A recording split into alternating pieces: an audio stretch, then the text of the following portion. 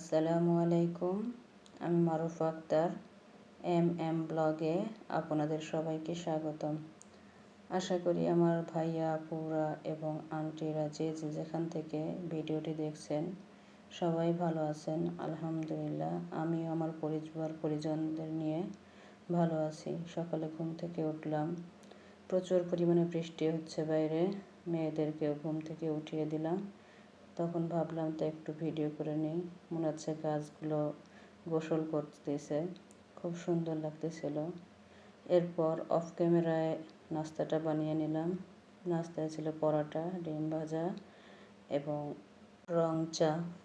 এরপরে আমি ফ্রিজটা পরিষ্কার করব দেখে ফ্রিজের ভলিউমটা একেবারে জিরোতে দিয়ে দিলাম, কারণ তাহলে ফ্রিজের বরফগুলো আস্তে আস্তে গলতে থাকবে। দেখেন ৩-৪ ঘন্টা পরে ফ্রিজের বরফগুলো ছাড়িয়ে নিলাম। এখন আস্তে আস্তে ফ্রিজটা ঘষে মাজে পরিষ্কার করে নেব। তারপরে আস্তে সুন্দর করে ভিজা ন্যাকড়া দিয়ে মুছে নেব। যেহেতু আমার ঠান্ডার সমস্যা, এই কারণে আমি ভলিউমটা একেবারে কমিয়ে দিয়ে বরফগুলো গলিয়ে তারপরে ফ্রিজটা পরিষ্কার করি। এতে আমার জন্য সুবিধা হয়, কারণ আজকে 1.5 মাস হয়ে গেছে বাসা চেঞ্জ করছি। এরপরে ফ্রিজে হাত লাগাইনি, এর কারণে ফ্রিজে প্রচুর পরিমাণে বরফ জমেছিল। সেইগুলো আজকে পরিষ্কার করলাম, যেহেতু মাছ বাজার, গোশের বাজার এগুলো আবার করতে হবে। এর জন্য আগে ভাগে ফ্রিজটা পরিষ্কার করলে তাতে সব কিছু ভালোভাবে রাখতে পারবো। এই তো কথা বলতে বলতে ফ্রিজটা পরিষ্কার করে সব কিছু গুছিয়ে নিলাম। দেখেন তো কেমন হয়েছে। আমার কাছে তো ভালোই লাগতেছে, কারণ যে কোনো জিনিস পরিষ্কার পরিচ্ছন্ন করার পরে সেটা দেখতে কেমন যেন অন্যরকমই লাগে। আমার ফ্রিজ পরিষ্কার করা শেষ। আবার 1-1.5 মাসের জন্য আবার ফ্রিজের থেকে ছুটি নিলাম। চলে আসলাম রান্নাঘরে। সকালে নাস্তার পরে কিছু হাঁড়ি পাতিল জমেছিল, ওইগুলো এখন ক্লিন করে নেব। সাথে আপনাদের ভাইয়ের রাত্রে ডিম আনছিল, ওইগুলোও পরিষ্কার করব দেখে সকালে সাবান পানি দিয়ে ভিজিয়ে রেখেছিলাম। এখন স্টিলের হাঁড়ি দুটো ছাই দিয়ে মেজে নিচ্ছি, কারণ একটু লাল লাল হয়ে গেছে। আমি তো একদিন পর পরে ছাই দিয়ে হাঁড়ি পাতিল মাজি, এতে হাঁড়ি পাতিলগুলো খুব সুন্দর পরিষ্কার হয়, দেখতেও ভালো লাগে, মনে শান্তি লাগে।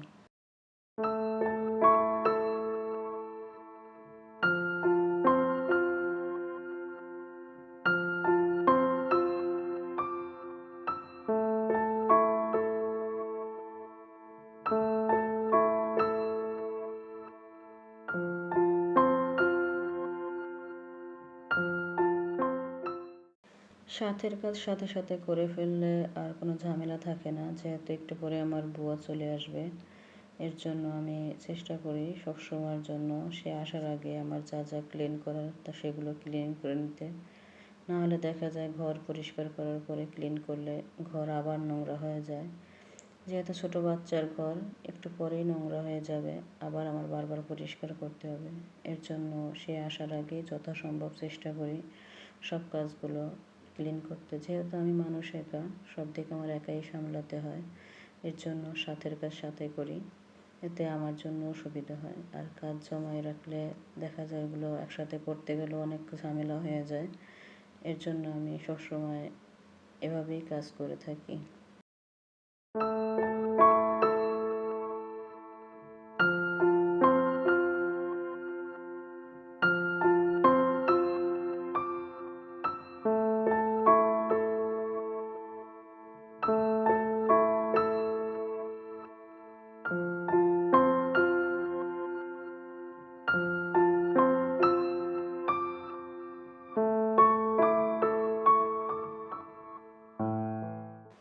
এই তো ডিমগুলো একটা একটা করে সবটাই পরিষ্কার করে ফেললাম। এখন ভালোভাবে পানি দিয়ে ধুয়ে তারপরে সিঙ্কটা সুন্দর করে পরিষ্কার করব।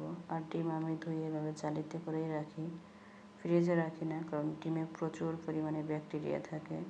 যেহেতু ফ্রিজে রান্না করা খাবার রাখি, বাচ্চার খাবার রাখি, এর জন্য আমি ফ্রিজে ডিম রাখা বন্ধ করে দিয়েছি। অনেক আগে রাখতাম, প্রায় 2-3 বছর হয়েছে, এখন আর ফ্রিজে ডিম রাখি না, বাইরে রাখি। আর 1 ডজন ডিম আনলে বেশি হলে আমার 2 দিন চলে যায়, এর বেশি যায় না। এর জন্য বাহিরেই রাখা হয়।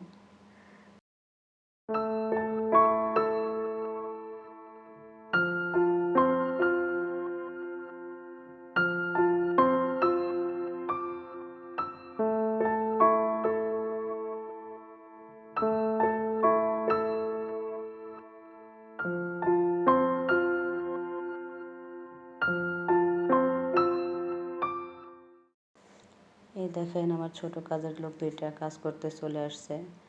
যেহেতু ওদের আন্টি ঘর ঝাড়ু দিয়েছে ঘর মোছার জন্য, তাদেরও কাজ করা লাগবে, তাই ঝাড়ু নিয়ে দুজনে নেমে আসছে। আপনাদের তো বলাই হয় না এদের কার কী নাম। যে ঝাড়ু উপর দিকে করে আছে তার নাম সুজানা, আর যে এই যে ঝাড়ু নিয়ে নিচে ঠেলতেছে তার নাম সিয়ারা। ঝাড়ুর সাথে ময়লা দেখে ঝাড়ুটা ফালাই দিছে, ভয় পেয়েছে অনেক।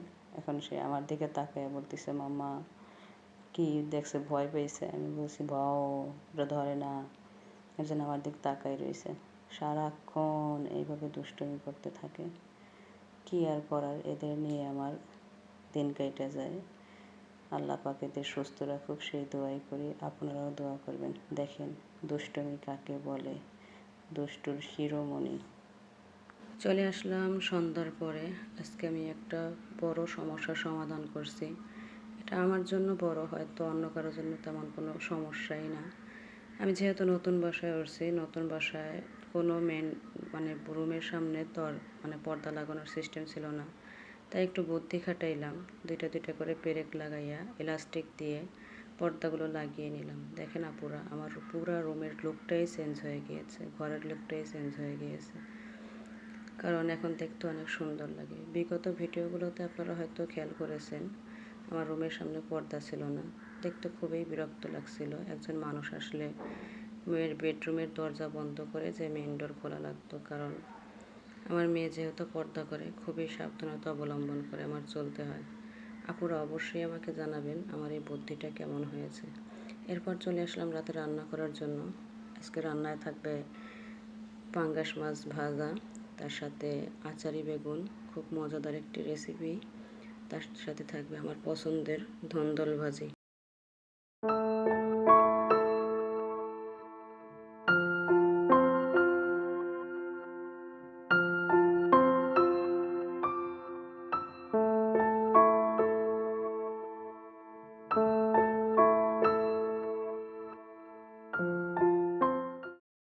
সমস্ত মশলাগুলো একটা বাটিতে পানি দিয়ে গুলে দিয়ে দিলাম।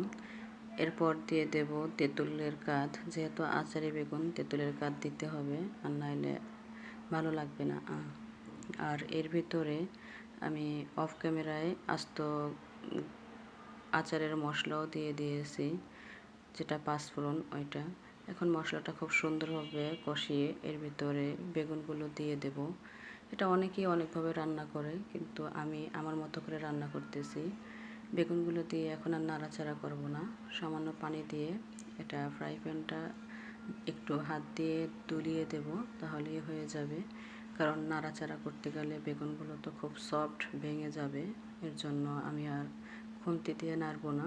এই তো একটু দলিয়ে দিলাম, এরপর আস্তে একটু রান্না করে নেব। আর এই সাইডে আমি আবার অফ ক্যামেরায় ধন্দল ভাজিটা বসিয়ে দিয়েছি, এটা হইতে থাক।